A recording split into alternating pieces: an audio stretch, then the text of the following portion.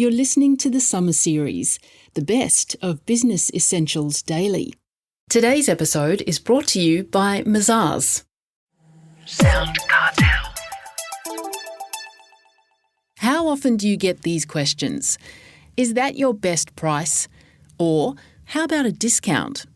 It's a frustrating part of business life, especially when you've worked so hard to reach the pointy end of the sales process. So, how do you respond? From SoundCartel, I'm Nicole Goodman, and this is Business Essentials Daily.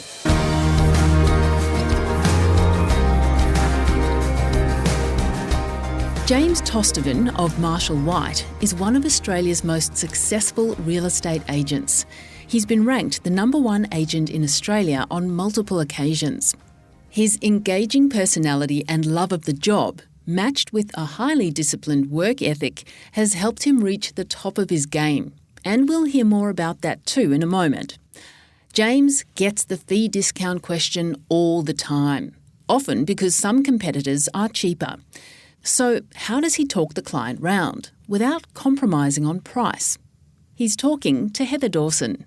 Well, normally if we're asked in the first 10, 15, 20 minutes, Heather, which we often are asked, what's your fee? We definitely steer away from answering that initially. So what the person's trying to do is establish what's my property worth, what's it going to cost me. But we certainly want the opportunity to at least explain what we do differently, what our points of difference are compared to our competitors. And we don't try to elevate Marshall White by being critical of our competitors, but we make sure we highlight the things that we think are going to impact on their ultimate sale price. And therefore, whilst it's a factor, and we'll say, we'll absolutely answer it, there's just a couple of other things we'd like to cover first. We defer the question, we come back towards the end of our presentation, and it's almost like an afterthought, but it's not an afterthought, if you know what I mean, because we're always going to discuss it. They know we're going to discuss it. So when the discount question is raised, I think whilst a simple no, you've got to be careful how you handle a simple no, because you don't want the person to feel as if you've effectively rejected their advance where they might be comfortable dealing with me and with Marshall White. And that's the first thing we establish. Are they comfortable with Marshall White? Are they comfortable with me? If we put aside commission for one moment, are you happy for me to represent you with the sale of your home? If they say, absolutely, we want you to handle our sale, we really like Marshall White, then I go to work on trying to justify the fee to that person and why we are different. If someone says to me, oh, well, such and such was a bit cheaper, and I say, well, they always are. It's normal for them to be lower than us. And they look a bit surprised and say, well, there are reasons why that company or those companies are lower, because we do things differently, and we've run through a lot of those things today, and I might highlight those things again. So I certainly try and justify it, but some people, will certainly, I wouldn't say argue long and hard, but they try very hard to get some sort of reduction, if you like. So what's the biggest argument, James, that you put forward for standing your ground on fees? Definitely the negotiation skills, Heather, because even though agents will always talk about that, we provide case studies to justify the fees that we do actually ask for. What the client needs to develop a sense of, and we hope they're going to develop a sense of, is that even if we're hovering around a figure that's acceptable to a vendor client, we may elect as a strategy to pass in and try and negotiate a better outcome for our vendors. It doesn't make much difference to the commission.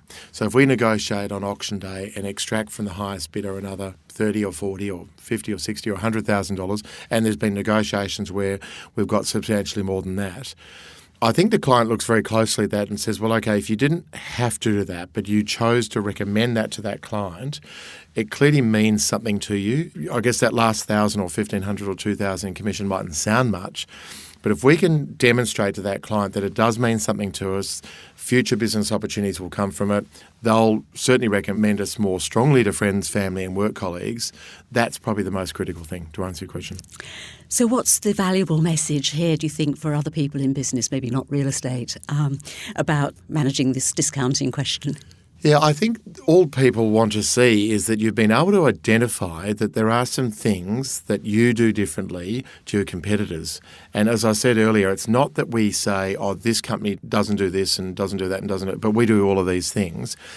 But we have a strategy, Heather, where we call it our points of difference. We're able to highlight things that we do which other agents don't do, like none. And if you can provide those points of difference, and people then say, okay, well, I can see there's a difference between what that company's offering and what the other companies are offering. And there'll be occasions where someone will say, well, you can sell my property if you match the fee. And I'll say, well, I'm just a bit confused. You're asking me to work for the same rate as the company you don't want to represent you with the sale of your property. And they said, oh, we haven't thought of it that way. So they're asking me to match the fee, but they don't want to choose that company. They acknowledge and recognise that we do things differently. We're a superior choice in terms of an agent to sell their property. So we try to politely point that out as well. So I think that's a critical thing when it comes to discounting. Now, James, you've been ranked number one real estate agent multiple times, and you've ranked in the top 3 for the past 5 years. So what's made you successful? I think over 31 years, Heather, what I'm known for is my client contact over a very extended period. The longest period I've been in touch with the client is 29 years to secure an opportunity.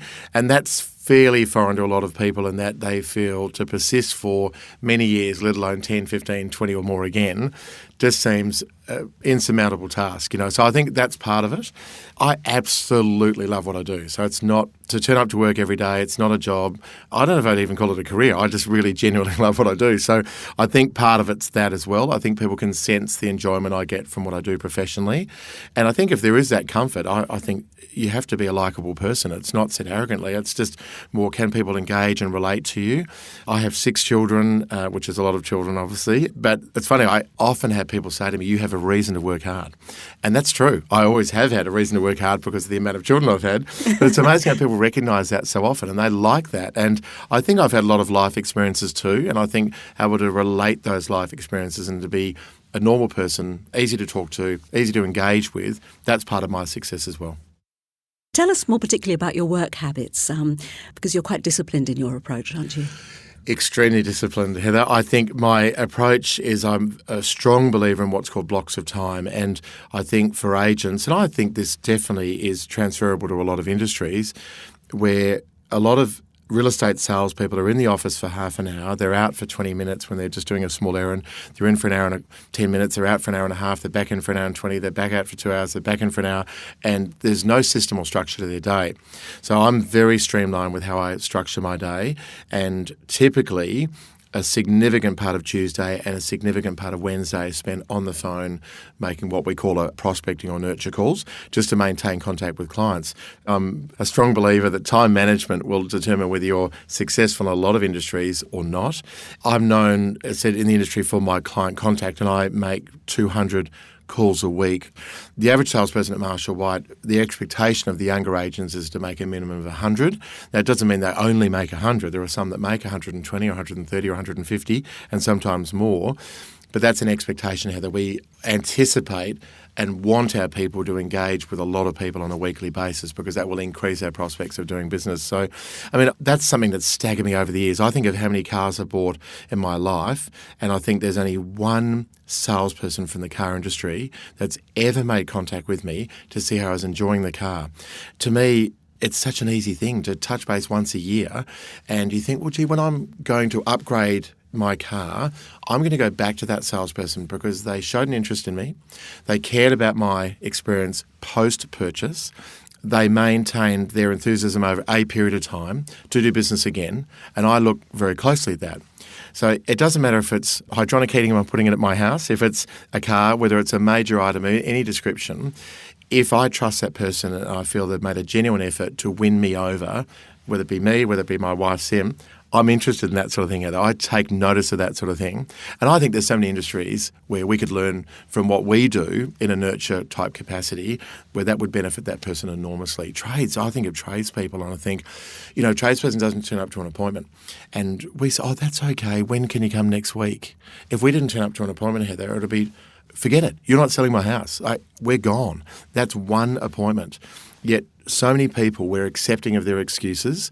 And to me, there's so many opportunities out there for people. If they had really good follow-up, the amount of business opportunities would be frightening.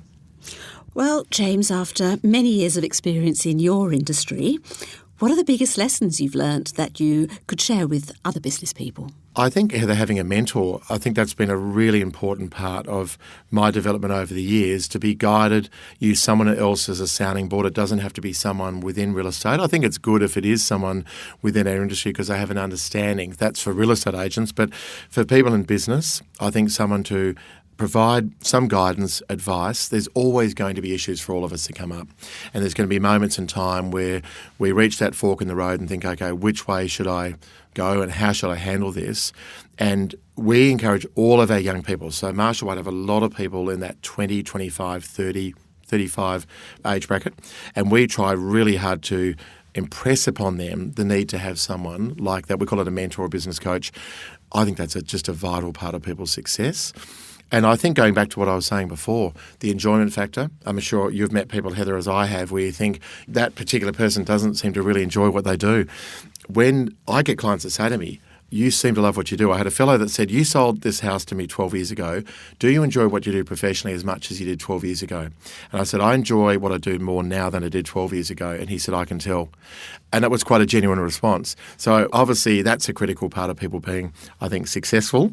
And just obviously if you have a spring in your step every day, you've got great energy. To be enthusiastic and to be passionate, they're all important. But I think the energy levels you carry with you every day, people notice that. They respond to that. I say to clients, it's insane how much I love what I do. And I think they can tell that I'm very genuine when I say that, because it is. I really do get a kick out of what I do professionally. It's great. That was James Tostevin, Real Estate Director at Marshall White.